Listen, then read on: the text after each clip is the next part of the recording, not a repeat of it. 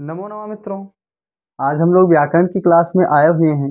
जैसा कि पिछले दिनों में हम लोगों ने प्रकृति भाव सूत्र पढ़े और प्रकृति भाव में जो है कि जो पिछली कक्षा में सूत्र पढ़े थे हम लोगों ने तो वह सूत्र कौन से थे? तो वह संबुद्धो साकल्यस्येता बनार से फिर उसके बाद में मैं उयो वो वा सूत्र पढ़ा। वह मैं उयो वो वा सूत्र क्या कहता है कि अगर मकार के बाद में अगर कोई उकार आता है, क्या आता है? मैं के बाद में अगर कोई उकार आता है, क्या आता है? माँ के बाद में से कोई उकार आता है और उसमें उसके बाद में उस उकार के बाद में अगर कोई अच आता है तो उस ऊ को क्या करते हैं? उस ऊ को हम लोग जो है कि वा आदेश कर देते हैं। किस सूत्र से? तो मैं उयो वो वा। मैं उयो वो वा सूत्र कैसा है? तो यह वकार विधि सूत्र है। कैसा है? वकार आदेश विधि सूत्र है। यह व को आदेश करता है, इस प्रकार का सूत्र है। अगर यह सूत्र अगर हम देखते हैं तो अष्टाध्यायी के क्रम से तो 8वें अध्याय के तीसरे पाद के 33वें नंबर का सूत्र है। कहाँ का है? अष्टाध्यायी के क्रम से अगर देखते हैं मैं उयो वो वा, तो क्या बोलते हैं? यह सूत्र 8वें अध्याय के कहाँ का? 8वें अध्याय के तीसरे पाद के और 33वें नंबर का सूत्र है। कितने नंबर का सूत्र है? 33वें नंबर का सूत्र है। कौन सा? मैं उयो वो वा। आइए इसके बाद में आज हम लोग अगला सूत्र देखते हैं। अगला सूत्र क्या है? तो बताए हैं इको अश्वर्णे साकल्यस्य ह्रस्वस्य। इको अश्वर्णे, आइए पढ़। इको असवर्णे, इको अश्वर्णे साकल्यस्य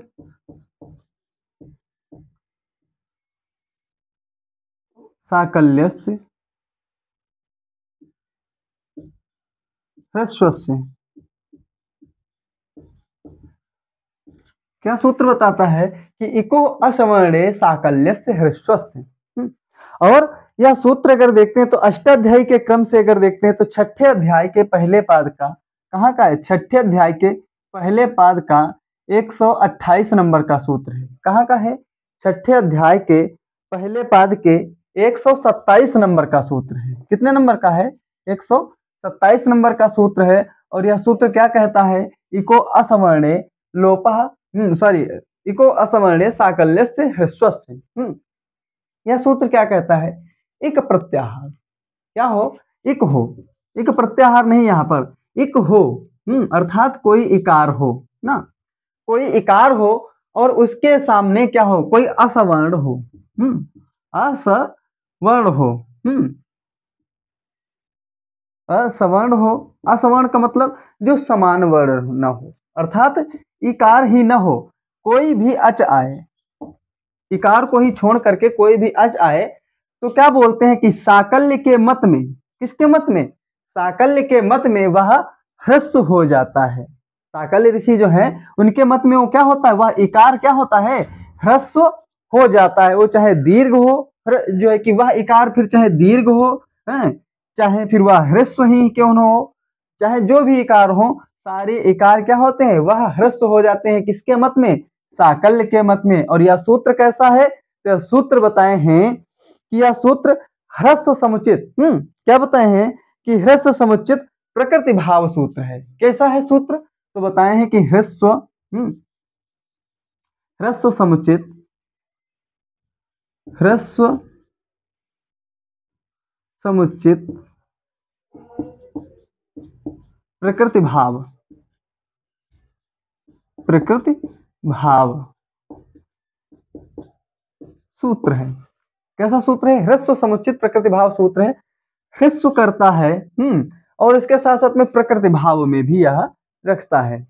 और यह सूत्र अष्टाध्यायी के क्रम से तो कहाँ का नंबर का है? तो छठे अध्याय के पहले पाद के 127वें नंबर का सूत्र है। और यही लघु सिद्धांत कौमुदी के माध्यम से 62 नंबर का सूत्र है। कितने नंबर का? 62 नंबर का सूत्र है। और यह क्या बताता है कि अगर कोई इक है उसके सामने अगर कोई असवर्ण आता है, असवर्ण कौन सी आता है? अच। कौन सा आता है? अच, अर्थात कोई स्वर। कैसा स्वर आए? बिना सवर्णीय आए ना। जैसे यहाँ पर इकार है, उसके सामने इकार ही ना आए, कोई भी असवर्ण अच आए तो वह साकल्य के मत में ह्रस्व हो जाएगा, चाहे वो ह्रस्व हो या फिर दीर्घ हो। आइए वृत्ति में क्या बताए हैं कि पदांता इको ह्रस्वा वा, पदांता पद के अंत में क्या बताए हैं, भट्टो दीक्षित बताए हैं कि पदांता पद के अंत में, पद के अंत में इको ह्रस्वा वा, जो इक होता है, जो इक रहेगा ना, जो इकार रहेगा वह ह्रस्व हो जाएगा। ह्रस्वा व स्यु सवर्णे अचि, स्यु असवर्णे अचि अर्थात जो है कि ह्रस्व होगा। कैसे होगा, असवर्णे असमान होने पर, असमान होने पर क्या हो जाएगा, वह ह्रस्व हो जाएगा। और क्या बताए हैं, ह्रस्व विधानम सामर्थ्यम, तो बताएं कि ह्रस्व ही क्यों होगा। भाई अगर बात आती है कि भाई ये सूत्र क्यों बना है, तो बताएं कि ह्रस्व करने के लिए। अगर ह्रस्व ना करें तब क्या नहीं होगा, भाई ह्रस्व नहीं, अगर दीर्घ है या इकार के अन्य भी जो भेद हैं उसमें अगर दीर्घ है तो क्या तब नहीं होगा। तो बोले हैं कि ह्रस्व विधानम सामर्थ्यम ना स्वर विधि, ह्रस्व का विधान यहाँ पर इसलिए किया गया है, ह्रस्व का नाम यहाँ पर इसलिए लिया गया है, ह्रस्व की संज्ञा यहाँ पर इसलिए की गई है ताकि यहाँ पर संधि का विधान ना हो। क्या ना हो, संधि का विधान ना होने पाए, अर्थात संधि ना होने पाए, क्योंकि जब संधि हो जाएगी तो प्रकृति भाव का यहाँ पर खेल ही खत्म हो जाएगा, तो ह्रस्व आदि करने का कोई फर्क ही नहीं पड़ जाएगा, कोई मतलब ही नहीं रह जाएगा। तो उसको सुधारने के लिए, उसको रोकने के लिए ना, संधि आदि को रोकने के लिए जो है ह्रस्व आदि का यहाँ पर सूत्र किया गया है, इसको प्रकृति भाव में लाने के लिए और ह्रस्व को जो है कि बचाने के लिए यहाँ पर क्या किया गया है, इका असवर्ण साकल्य से ह्रस्व से सूत्र को यहाँ पर कहा गया है, इसका और कोई मतलब नहीं है। आइए देखते हैं, जैसे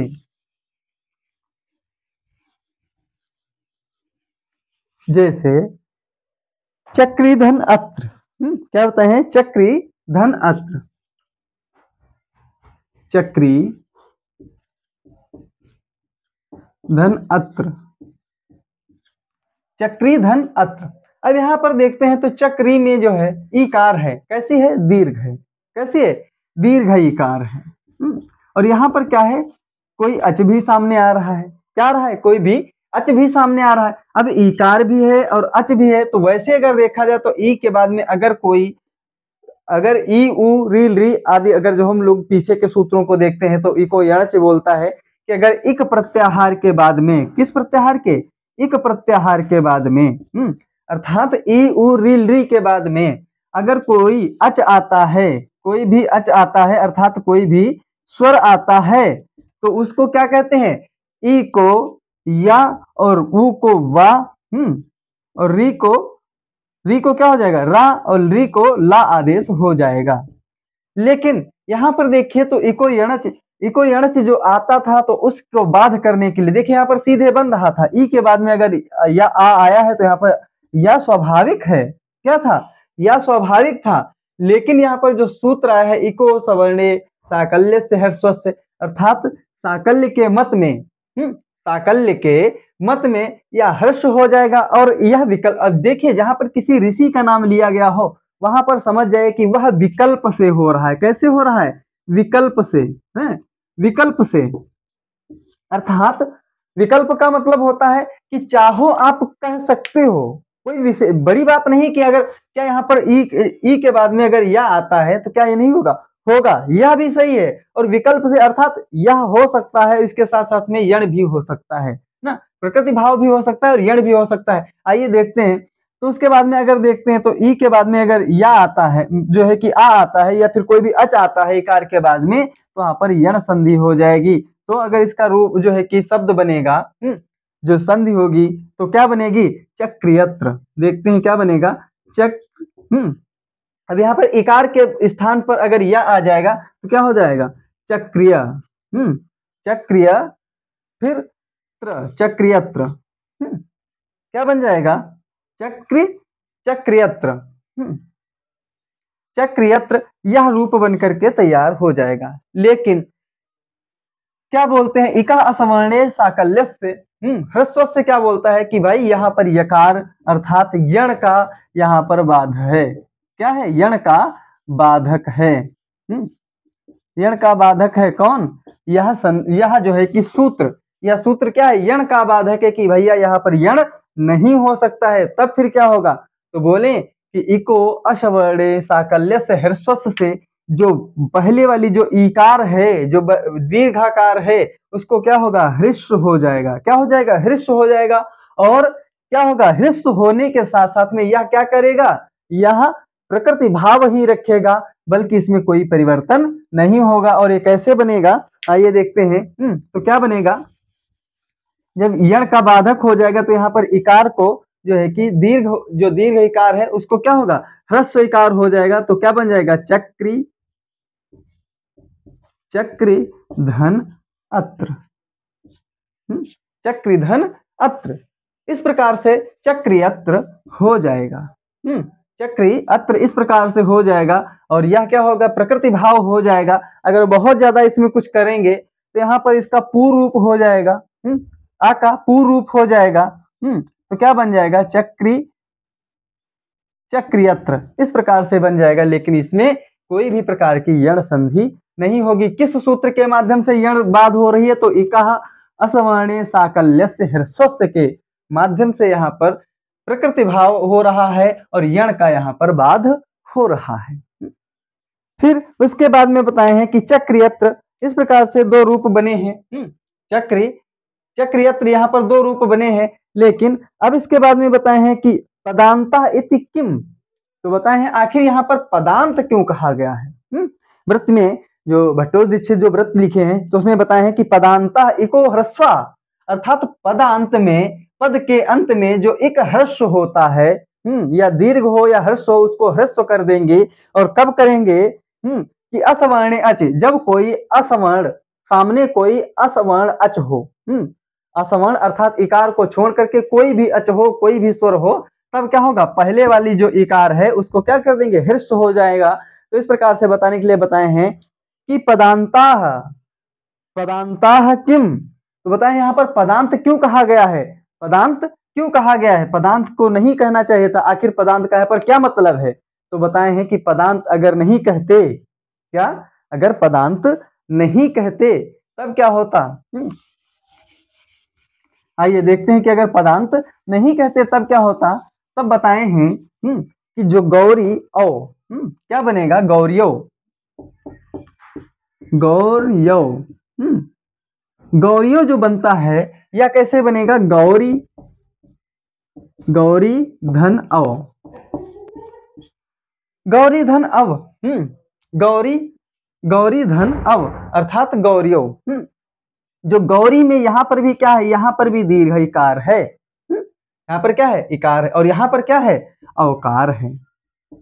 अब दोनों आ गए हैं, दोनों आ गए हैं ना।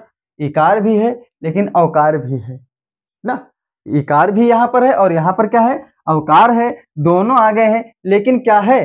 पदांत में यहाँ पर गौरी ईकार तो है, लेकिन यहाँ पर क्या है? अवकार है। और अवकार में भी क्या है?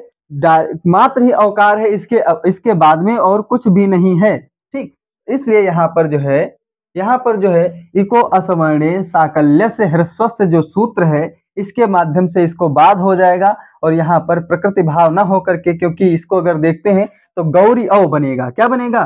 गौरी औ, इस प्रकार से बनेगा। और यह जो बनेगा गौरी औ, क्योंकि अगर इकार को यहाँ पर जो है कि इको असवर्णे साकल्य से ह्रस्व से अगर इसको जो है कि दीर्घ को ह्रस्व इकार कर देंगे तो इस तरीके से बनेगा गौरी औ। और गौरी औ यह जो है कि अनिष्ट रूप बनना प्रारंभ हो जाएगा, अनिष्ट शब्द हो जाएगा। इसको रोकने के लिए यहाँ पर यण आदि का विधान होगा। क्या होगा? यण आदि का विधान होगा। और यण से बनकर के जो है कि इस प्रकार से गौरियो रूप बन जाएगा। तो इको अश्वर्णे साकल्य से ह्रस्व तो हम लोगों ने जान लिया है। आइए अगला सूत्र देखते हैं। तो अगला सूत्र बताया है कि जो गौरियो है, इसमें जो है द्वित्य करेंगे। क्या होगा? द्वित्य। और द्वित्य कैसे होगा? तो अगला सूत्र बताए हैं यहाँ पर। कौन सा बताए हैं? तो अचो रहाभ्याम द्वय। क्या बताए हैं? अचो रहाभ्याम द्वय सूत्र बताए हैं, जो कि लघु सिद्धांत कौमुदी का 60 नंबर का सूत्र है। कहाँ का है? लघु सिद्धांत कौमुदी का 60 नंबर का सूत्र है। 60 नंबर का सूत्र है। कौन सा सूत्र है? अचो रहाभ्याम द्वय। अचो रहाभ्याम, अचोरहाभ्याम द्वे, अचोरहाभ्याम द्वे। यह सूत्र कहाँ का है? लघु सिद्धांत कौमुदी का, लघु सिद्धांत कौमुदी का 60 नंबर का सूत्र है। और अष्टाध्यायी के क्रम से अगर देखते हैं तो 8वें अध्याय के चौथे पाद का 46वें नंबर का सूत्र है। कहाँ का है? 8वें अध्याय के चौथे पाद का 46वें नंबर का सूत्र है। और यह कैसा है? यह त्रिपादिगणीय सूत्र है। कैसा है? तो त्रिपादिगणीय सूत्र है। यह त्रिपादिगणीय सूत्र है। यह हर जगह कार्य नहीं करेगा, कहीं पर यह सिद्ध होगा और तो कहीं पर यह असिद्ध भी हो जाएगा। या हर जगह सिद्ध सूत्र नहीं होगा, यह कहीं पर कार्य करेगा और कहीं पर यह नहीं कर सकता है। क्यों? क्योंकि यह त्रिपादिगणीय सूत्र है। कैसा सूत्र है? त्रिपादिगणीय सूत्र है। 8वें अध्याय के चौथे पाद का 46वें नंबर का सूत्र है। क्यों? क्योंकि 8वें अध्याय के दूसरे पाद से के पहले सूत्र से लेकर के और अंतिम तक जो भी है वह सब क्या है? वो त्रिपादिगणीय के अंतर्गत आते हैं। इसलिए यह कहीं पर कार्य करेगा और कहीं पर नहीं करेगा। इसमें क्या बताए हैं? यह वैकल्पिक द्वित्व विधायक सूत्र है। कैसा सूत्र है? तो बताए हैं विकल्प से द्वित्व करता है। कैसे? विकल्प से द्वित्व करता है, मतलब कहीं पर करता भी और कहीं पर नहीं भी करता है। तो इसलिए यहाँ पर विकल्प से दो करता है। अब इसके जो है कि वृत्ति में बताए हैं कि अचः पराभ्याम रेफस्य हकाराभ्याम परस्य यरो द्वैवास्तः। अचः पराभ्याम, अचः पराभ्याम अच से परे। क्या बताए हैं? अच से परे। इतना आप लिख लीजिए। क्या बताए हैं कि अच से परे, अच से परे अर्थात जो अच से अलग हो, अच से परे हो, जिसके पहले अच आया हो, अच के बाद में क्या हो? रेफ हो, हकार हो। क्या हो? रेफ हो या फिर हकार हो।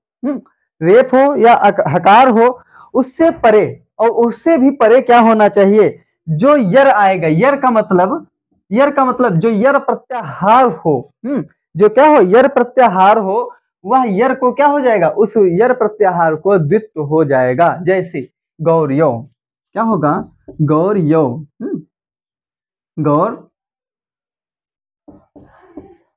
गौर्यो।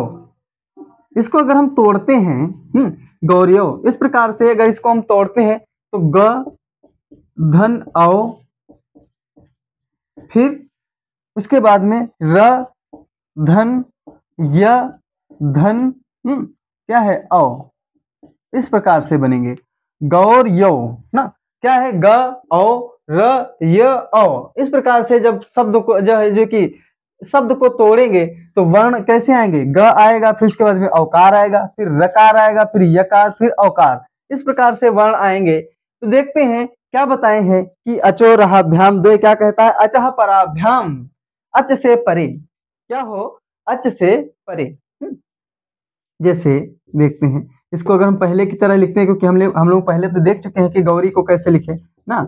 गौरी धन औ, इस प्रकार से हम लोगों ने पढ़ा पहले। तो गौरी के बाद में क्या बताए हैं कि यहाँ पर गौरी औ में क्या बताए? इकार जो था, इकार का यण से यण हो गया, ई के स्थान पर या आ गया तो दोनों मिल करके यो हो गया। तो इस प्रकार से गौरियो बन गया। गौरियो यह शब्द बना, यहाँ पर यण संधि हो गई। कौन सी? यण संधि हो जाने से क्या बन गया? गौरियो हो गया। अब यहाँ पर गा के बाद में अगर देखते हैं तो क्या है? औकार आ रहा है, अर्थात यह अच है। क्या है?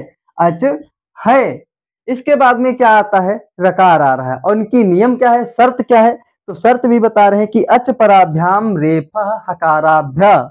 क्या बताए हैं कि अच के बाद में अगर कोई रेफ आए या फिर हकार आए, तो उस रेफ या हकार के बाद में अगर कोई यकार आता है, यकार मतलब कोई यर प्रत्याहार आता है, कोई क्या आता है? यर प्रत्याहार आता है, तो उस यर प्रत्याहार को क्या हो जाता है? द्वित्व हो जाता है। इस यर प्रत्याहार को ही डबल कर देंगे ना।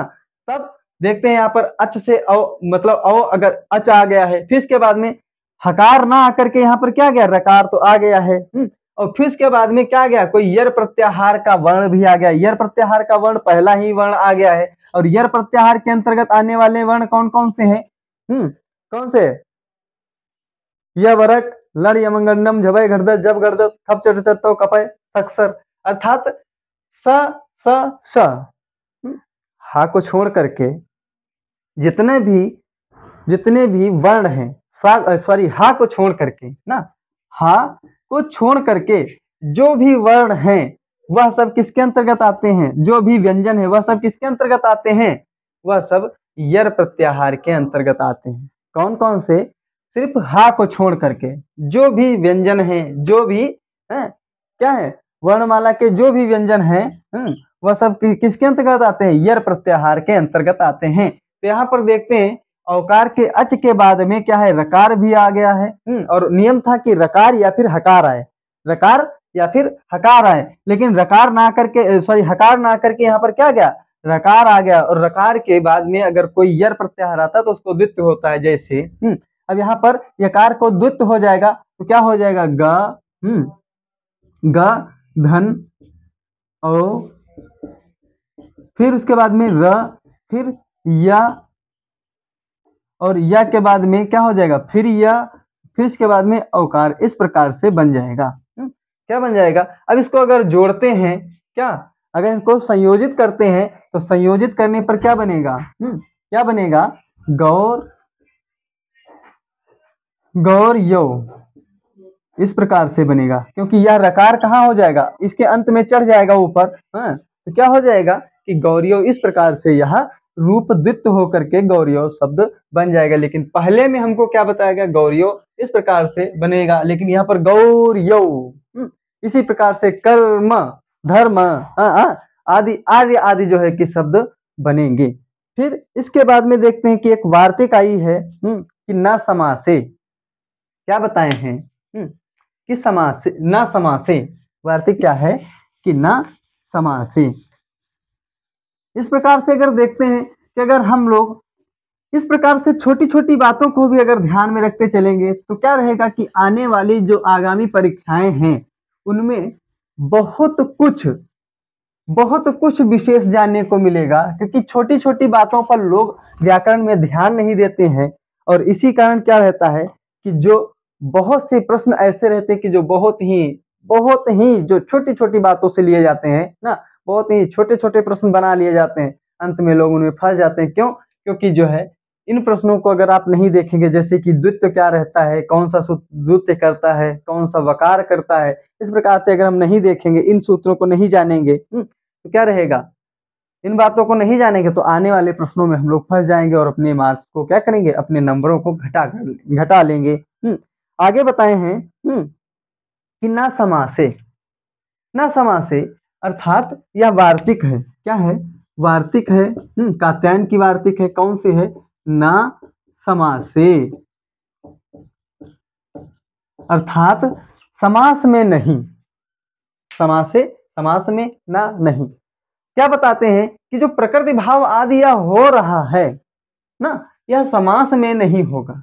जहां पर समास बन रहा हो वहां पर प्रकृति भाव नहीं होगा, वहां पर सीधे सीधे जो भी संधि बन रही है वह सीधे संधि ही बन जाएगी। जैसे जैसे एक उदाहरण दिए हैं कि जैसे वाप्य अश्व, वाप्यस्व, वाप्यस्व,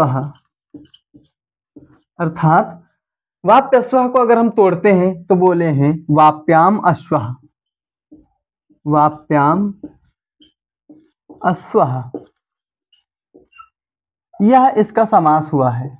क्या हुआ है? वाप्याम अश्व, वापी में अश्व अर्थात तड़ागी में या तालाब में घोड़ा। यह सप्तमी विभक्ति एक वचन का रूप है। वाप्याम अश्व, घोड़ा, अर्थात तड़ागी में या तालाब में या पोखर में क्या है? अश्व, घोड़ा। तालाब में घोड़ा है या ताल में घोड़ा है। तो इस प्रकार से बताएं तो यह सप्तमी एक वचन में, सप्तमी क्या है? सप्तमी तत्पुरुष समास बन रहा है। कौन सा? सप्तमी तत्पुरुष समास बन रहा है। सप्तमी तत्पुरुष समास बन रहा है। कौन सा? वाप्याम अश्व। अगर देखते हैं तो वाप्याम का अगर एक वचन में रूप निकालते हैं तो क्या होता है? वापी। क्या होता है? वापी। वापी। और यहां पर देखते हैं तो वापी में भी क्या है? इकार तो आ गया है और उसके बाद में क्या है? अश्व।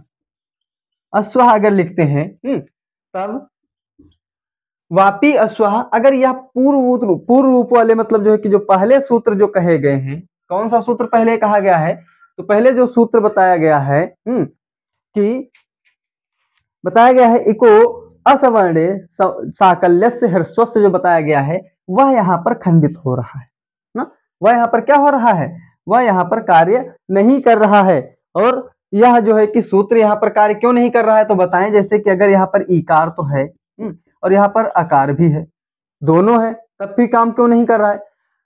तो बताएं कि अगर इसको ईकार को अगर हम दीर्घाकार को अगर ह्रस्व ईकार कहते हैं ना, दीर्घ ईकार को क्या करेंगे हम, अगर ह्रस्व ईकार करेंगे तो दोनों तो क्या हो जाएगा, यहाँ पर वापी अश्व हो जाएगा, क्या हो जाएगा, वापी वापी अश्व, वापी अश्व। इस प्रकार से जो है कि हमारा शब्द बन जाएगा, लेकिन यह कैसा होगा, यह अनिश्चित होगा। कैसा होगा, अनिश्चित होगा, अर्थात यह इप्सित नहीं होगा, अभिप्सित जो है कि यह इप्सित न होकर के कैसा होगा, यह जो है कि गलत रूप बन जाएगा, वापी अश्वः कैसा बन जाएगा, वापी अश्वः गलत रूप बन जाएगा। तो इसके लिए यह ऐसा न बन जाए, इसके लिए यहाँ पर वार्तिक आई है कि ना समासे, अर्थात जहां पर समास हो रहा है वहां पर इस प्रकार के जो सूत्र है, जैसे कि जो है कि इको असवर्णे, इको असवर्णे साकल्य से ह्रस्व से जो सूत्र है वह यहाँ पर कार्य न कर पाए, उसको रोकने के लिए ना, उसको बाध करने के लिए यहाँ पर वार्तिक आई है ना समासे, अर्थात वाप्याम अश्वः। क्या बताए हैं कि जो है कि समास हो रहा है, क्यों समास कैसा हो रहा है, वाप्याम अश्वः समास हो रहा है, सप्तमी तत्पुरुष में बन रहा है, तो इसलिए वाप्याम अश्वः को क्या बताए हैं, वाप्यस्वः। क्या बताए हैं, वापी धन अश्वः, यहाँ पर क्या हो गया है, वापी में इकार आई है, क्या यही है, यहाँ पर इकार आई है और इकार के साथ में अगर अकार आया है तो यहाँ पर यण संधि हो जाएगी, क्या हो जाएगी, यण, और यण आने से क्या हो जाएगा, यहाँ पर ई और आ के बाद में या हो जाएगा, तो क्या बन जाएगा, वाप्यस्वः, वाप्यस्वः। इस प्रकार से रूप जो है कि यह शब्द जो है बन जाएगा। यह सही है, क्यों, क्योंकि इसमें समास हो रहा है, जहां पर समास नहीं होता है, जहां समास नहीं होता है वहां पर तो ये जो है कि सूत्र काम करेंगे। कौन, जो है कि इको असवर्णस्य, इको असवर्णस्य साकल्यस्य ह्रस्वस्य आदि सूत्र काम करेंगे, लेकिन जहां पर समास हो रहा है वहां पर यह सूत्र कार्य अपना करना बंद कर देंगे, तब वहां पर सीधे जो है जो यण आदि संधि है वह कार्य अपना कार्य करना प्रारंभ कर देंगी, इसके अलावा अन्य जो है कि सब बंद हो जाएंगे। अब आइए देखते हैं अगला सूत्र है, अगला सूत्र है ऋत्यकः। क्या सूत्र है, ऋत्यकः।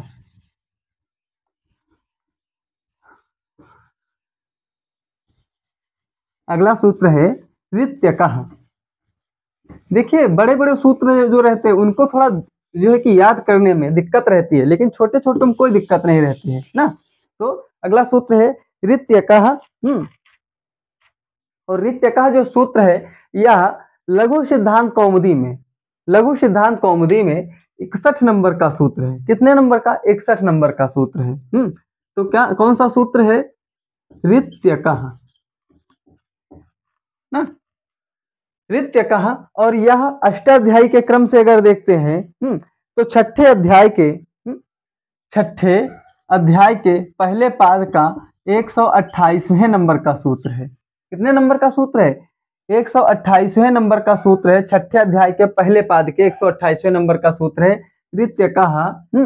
बोलते हैं यह सूत्र कैसा है, तो यह भी ह्रस्व करता है, क्या करता है, ह्रस्व, ह्रस्व विधायक है।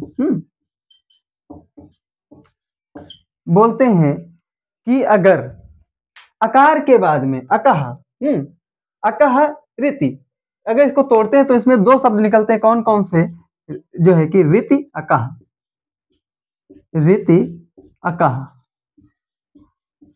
ना, रीति अकह, अर्थात अक के बाद में अगर कोई रीति आती है, अगर कोई रिकार आती है ना, तो उस रिकार को क्या हो जाता है, ह्रस्व हो जाता है, क्या हो जाता है, ह्रस्व हो जाता है। और ह्रस्व हो करके वह प्रकृति भाव में हो जाता है, किस में हो जाता है, प्रकृति भाव में हो जाता है। जैसे जैसे ब्रह्मा, धन ऋषि, ब्रह्माधन ऋषि। तो ब्रह्माधन ऋषि ना, जैसे यहाँ पर देखते हैं तो यहाँ पर क्या है, ब्रह्मा में जो माँ है, माँ है, माँ में क्या है, बड़ा आकार है, बड़ा आकार है। और यह क्या कहता है कि जो अक रहता है अंत का जो अक रहता है, उस अक को क्या करेंगे, ह्रस्व कर देंगे। किस सूत्र से, रित्यका से। जो है रित्यका से सूत्र जो है कि अक के जो है कि आकार जो है उसको क्या कर देंगे, ह्रस्व कर देंगे। तो ह्रस्व होने से क्या हो जाएगा, डायरेक्ट वह ब्रह्म हो जाएगा। क्या हो जाएगा, ब्रह्म हो जाएगा। क्योंकि भाई ह्रस्व जो अगर दीर्घ है तो दीर्घ को ह्रस्व करेंगे। और ये सूत्र क्या कहता है, यह ह्रस्व विधायक है, और ह्रस्व विधायक क्या करता है, ह्रस्व करके उसको प्रकृति भाव में रख देता है, बल्कि यहाँ पर संधि का रोक करता है, संधि को बाध करता है, संधि को यहाँ पर रोक देता है। और यह पूर्वत, यह विकल्प से हो रहा है। यहाँ पर कैसा हो रहा है, पूर्वत मतलब विकल्प से, पूर्वत अर्थात विकल्प से हो रहा है। आयन की वृत्ति को पढ़ते हैं तो बताए हैं कि रीति परे पदांतः अकः प्राग्वदः, प्राग्वदा पहले के समान, प्राग्वदा प्रागवत अर्थात पूर्ववत, पूर्ववत अर्थात पहले के समान, रीति परे रिकार से परे, रिकार से परे, यहाँ पर देखिए रिकार है, इससे परे क्या होना चाहिए कि अगर अक हो, पदांतः अकः, पद के अंत में अगर अक आ जाए, अक मतलब आकार आ जाए, अक का मतलब आकार आ जाए। यहाँ पर क का मतलब जो है कि प्रत्याहार वाला का नहीं आ रहा है, जहां पर देखते हैं इक आ रहा है, या फिर जो है कि अक आ रहा है, तो आकार में प्रत्याहार वाला का नहीं आ रहा है। अक का मतलब आकार, इक का मतलब इकार, समझ रहे हैं ना। तो आकार आ रहा हो, आकार या आकार कोई भी आ रहा हो, तो उसको क्या कहते हैं, ह्रस्व कर देते हैं। क्या करते हैं, ह्रस्व कर देते हैं। किस सूत्र से, तो बताए हैं रित्यकः सूत्र से। किस सूत्र से, रित्यकः सूत्र से। जैसे ब्रह्माधन ऋषि, क्या बताए हैं, ब्रह्माधन ऋषि, जैसे ब्रह्माधन ऋषि। तो ब्रह्मा में देखिए यहाँ पर आकार दीर्घाकार आ रहा था, तो यह सूत्र क्या किया, रित्यकः बोल दिया कि भैया अब इसको हम ह्रस्व करके प्रकृति भाव में रख देंगे। तो जब ह्रस्व इसको कर देगा रित्यकः सूत्र, तो क्या होगा, तो ब्रह्मा ब्रह्मधन ऋषि, ब्रह्मधन ऋषि, ब्रह्मधन क्या होगा, ऋषि होगा। इस प्रकार से यह बना रहेगा। अब धन को हटा देंगे, प्रकृति भाव में धन की कोई आवश्यकता नहीं, तो इसी प्रकार से बना रहेगा ब्रह्म ऋषि ना, ब्रह्म ऋषि। अगर देखते हैं तो यहाँ पर क्या होगा, अगर इसको हम विकल्प से रखें, किसको रखें, जो है रित्यकः सूत्र कैसा है, ह्रस्व करता है, विकल्प से कर रहा है। किससे कर रहा है, विकल्प से कर रहा है। अगर ना चाहें तो यहाँ पर ब्रह्मा के जो आकार है और यहाँ पर क्या है, विकार है, दोनों को मिला करके क्या करेंगे, गुण से गुण कर देंगे। यहाँ पर गुण हो जाएगा, क्या हो जाएगा, दोनों का गुण हो जाएगा। तो दोनों के स्थान पर क्या आदेश होगा, अर आदेश हो जाएगा। क्या हो जाएगा, अर आदेश हो जाएगा। तो दोनों में क्या बन जाएगा, ब्रह्मर्षि। क्या बन जाएगा, ब्रह्मर्षि। इस प्रकार से यह भी शब्द बन जाएगा, और दोनों सही है। यह प्रकृति भाव है और यह कैसा है, यह गुण वाला है। कैसा वाला है, यह गुण वाला है। और ऊपर वाला कैसा है, यह प्रकृति भाव है। प्रकृति भाव कौन से सूत्र से बना है, तो बताए रित्यकः से ब्रह्मर्षि बना है। लेकिन ब्रह्मर्षि आदि गुणा आदि सूत्रों से क्या बना है, ब्रह्म जो है कि गुण आदेश हुआ है। तो आज जो है कि फिर उसके बाद में बताए हैं कि पदांताः किम, फिर यहाँ पर पद के अंत में ही क्यों कहा गया है, पद के अंत में क्यों कहा गया है। तो फिर बताए हैं कि जैसे आर्छत, आर्छत,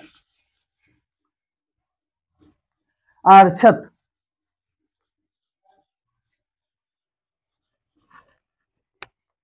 जैसे आधन रिक्षत, आधन रिक्षत, आधन रिक्षत। तो आधन रिक्षत यह पदांतः, अर्थात यह पद के अंत में ही नहीं है। बताया था पदांत, अर्थात पदांत क्यों कहा गया। अगर बताएं कि अगर पदांत नहीं कहा जाता, पदांत नहीं कहा जाता, तो आरिच्छत में भी क्या होता, आरिच्छत में भी क्या हो जाता, इसमें भी ऋत्यकः से क्या हो जाता, ह्रस्व हो जाता और प्रकृति भाव हो जाता। किस प्रकार से होता, अगर इसको आ को ही ह्रस्व हो जाता, क्या होता, आ को ह्रस्व हो जाता तो आकार यहाँ पर ऐसा हो जाता और रिच्छति इस प्रकार से हो जाता। क्या होता, इस प्रकार से रिच्छत यहाँ पर आदेश हो जाता। तो अरिच्छत, अरिच्छत इस प्रकार से जो है कि अनिप्सित, कैसा अनिप्सित रूप बनता और अनिप्सित को अर्थात जो है कि सही शब्द न बनता, सही रूप न बनता।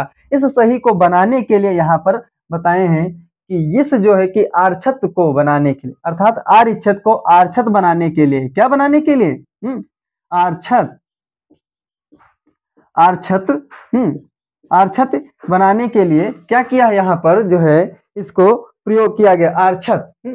ये तिकार नहीं है, यहाँ पर क्या है, हलंत है ना। आर्छत बनाने के लिए यहाँ पर क्या किया गया है, इसको सही करने के लिए ना, क्या किया है कि इसको सही करने के लिए, इसको सही बनाने के लिए इसमें व्यवधान ना आए, आर्छत ही बना रहे, उस आर्छत को सही करने के लिए यहाँ पर जो है कि जो आकार में क्या हुआ है, आ और रिकार में यहाँ पर क्या हुआ, रिकार की जो है कि वृद्धि संधि हुई है। कौन सी संधि हुई है, वृद्धि संधि, और वृद्धि संधि से जो है यहाँ पर रिकार है उसको आर जो है कि आदेश हो गया है और आर से क्या हो गया, आर्छत रूप, आर्छत रूप बन गया है। क्यों, क्योंकि अरिक्षत इस प्रकार से अनिश्चित रूप होता या निरर्थक रूप होता या सार्थक नहीं होता, उसको सार्थक करने के लिए इसमें वृद्धि आदि संधि करनी पड़ी, इसीलिए यहाँ पर पदांत कहा गया है। क्यों, क्योंकि पद के अंत में आकार हो तभी होगा, लेकिन यहाँ पर पद के अंत में तो है ही नहीं, क्योंकि आदि यही आदि है, यही मध्य है और यही अंत है। जब तीनों यही है तो अंत में तो है ही नहीं, या अंत में है या आदि में है, मध्य में ऐसा क्या है, यहाँ पर ऐसा कोई भी अनुभव नहीं प्राप्त हो रहा, अर्थात ऐसा कोई भी ज्ञान हमको नहीं मिल रहा है। तो इसलिए यहाँ पर क्या है, इसमें वृद्धि संधि हो गई है, ना कि इसमें कोई भी प्रकार की ह्रस्व विधायक होकर के ना प्रकृति भाव हुई है। क्यों, क्योंकि यहाँ पर कोई पद के अंत में तो है ही नहीं, कोई पद ही नहीं, या तो कोई उपसर्ग है ना, और उपसर्ग भी क्या होता है, जब किसी के शब्द के आगे जुड़ करके उसके अर्थ को बदलता है। यहाँ पर क्या, यह तो अव्यय है, क्या है, अव्यय है ना, अव्यय है, या कह सकते हैं निपात है, क्या कह सकते हैं, निपात है या अव्यय है, या आदि में है या अंत में है या मध्य में, ऐसा कुछ कहना यहाँ पर संभव ही नहीं है। संभव न होने के कारण यहाँ पर जो है कि ऋत्यकः से प्रकृति भाव नहीं हुआ है, ऋत्यकः से यहाँ पर इसका आकार का ह्रस्व नहीं हुआ है, और ह्रस्व न होने के कारण यहाँ पर प्रकृति भाव नहीं हुआ है। प्रकृति भाव न होने से अरिक्षत इस प्रकार से अनिश्चित रूप नहीं बना है, बल्कि यहाँ पर क्या बना है, रिकार को यहाँ पर वृद्धि संधि हुई है। क्या हुई है, वृद्धि संधि हुई है, और वृद्धि होने के कारण, वृद्धि होने के कारण यहाँ पर आर्छत रूप क्या बना है, आर्छत रूप बना हुआ है। ठीक, तो आज हम लोगों ने इतना पढ़ लिया है। आज जो कि लघु सिद्धांत कौमुदी के जो स्वर संधि है वह आज कंप्लीट हो गई है, समाप्त हो गई है। अगले दिन से हम लोग जो है हल संधि पढ़ेंगे, व्यंजन संधि पढ़ेंगे, जो कि आगामी आने वाली परीक्षाओं में काफी महत्वपूर्ण रहती है। पीजीटी को छोड़ करके TGT, UGC, assistant professor, GDC, GIC आदि हर एक प्रतियोगी परीक्षाओं में, चाहे जो भी प्रतियोगी परीक्षाएं रही हों, सिर्फ पीजीटी कुछ ऐसे ही जो विरला ही कुछ ऐसी ही जो कह सकते हैं कि परीक्षाएं हैं जिनमें उपयोगी नहीं रहती। हर एक परीक्षाओं में ये संधियां उपयोगी हैं, क्योंकि बिना संधियों के कोई भी शब्द जो है बन ही नहीं सकते, कोई भी पद ही नहीं बन सकते। उन पदों को बनाने के लिए संधियों का ज्ञान आवश्यक है। जब तक के लिए हमें संधियां नहीं मालूम होगी, आखिर इनका महत्व क्या है, तो बताएं कि भैया कि अगर हमको संधि ही नहीं मालूम होगी तो हम शब्द को तोड़ नहीं पाएंगे, और जब शब्द को तोड़ नहीं पाएंगे तब क्या रहेगा, हम उसके अर्थ को नहीं जान पाएंगे, और जब अर्थ को नहीं जान पाएंगे तो वह भाषा ही निरर्थक हमारे लिए हो जाएगी। फिर हम बोलेंगे क्या बहुत ही क्लिष्ट भाषा है, बहुत ही कठिन है, बहुत ही टफ है। उसको सरल करने के लिए हमको उसकी व्याकरण के बारे में, व्याकरण में उससे भी महत्वपूर्ण क्या है, संधियों को पढ़ना बहुत जरूरी, क्योंकि संधियां नहीं जाएंगे तो क्या हो सकता है, हम उसके बारे में कुछ भी नहीं जान सकते। बड़े बड़े शब्द लिखे उनको तोड़ते तोड़ते ना, संधि करते करते आप उसको तोड़ लेंगे। अगर आपको संधि नहीं आएंगी तो क्या होगा, आप उसको तोड़ ही नहीं पाएंगे। जब तोड़ नहीं पाएंगे तो उसके अर्थ को नहीं जान पाएंगे, सरल अर्थ, सरलतम अर्थ को हम नहीं जान पाएंगे, और जब सरलतम अर्थ को ही नहीं जान पाएंगे तो उस भाषा को हम नहीं जान पाएंगे। भाषा को नहीं जान पाएंगे तो उसके बारे में हम क्या होंगे, भाषा शून्य हो जाएंगे। इन सबको जानने के लिए हमको क्या करना रहेगा, इन संधियों को पढ़ना आवश्यक है। कल से हम लोग क्या करेंगे, हल संधि पढ़ेंगे। हल संधि में जो है, जो आने वाली संधियां हैं उनको हम पढ़ेंगे। तब तक के लिए अपनी वाणी को हम यहीं पर विराम करते हैं। चैनल को, कमला संस्कृत समागम चैनल को अधिक से अधिक सब्सक्राइब करें, लाइक करें, शेयर करें। अगर अच्छा लगे तो कमेंट करें, नहीं अच्छा लगे तो जो भी आपके प्रश्न रहते हैं वह भी आप करें, क्योंकि हम इसलिए नहीं कहते कमेंट करें कि बहुत अच्छा है। जो भी है, अच्छा है या गलत है, जो भी है उसको आप बिल्कुल जो है कि भेजिए, क्योंकि हम अपनी गलतियों से ही सुधार करेंगे, ताकि समाज में कोई भी प्रकार की ऐसी भ्रांतियां ना फैलें कि जिससे लगे कि संस्कृत कठिन है। हम इस संस्कृत को सरल बनाना चाहते हैं, बिल्कुल अपनी भाषा में पढ़ना चाहते हैं। अपनी भाषा में इसलिए पढ़ना चाहते हैं क्योंकि हम लोग जितना अपनी भाषा में जान लेते हैं, क्योंकि हम लोग अपने मित्रों की बातों को उस प्रकार से धारण कर लेते हैं, और बल्कि किताबों की भाषा को उतनी जल्दी नहीं धारण कर पाते हैं। क्यों? क्योंकि वह एक जो है कि तारतम्य उस प्रकार से भाषा में लिखी जाती है जो कि हमारी क्षेत्रीय नहीं होती है ना। जबकि हम अपनी मित्र की बातों को इसलिए उतना जल्दी से सीख लेते हैं। क्यों? क्योंकि वह हमारे जैसे ही तो बोल रहा है। तो मित्रों किस तरह हम लोग पढ़ेंगे।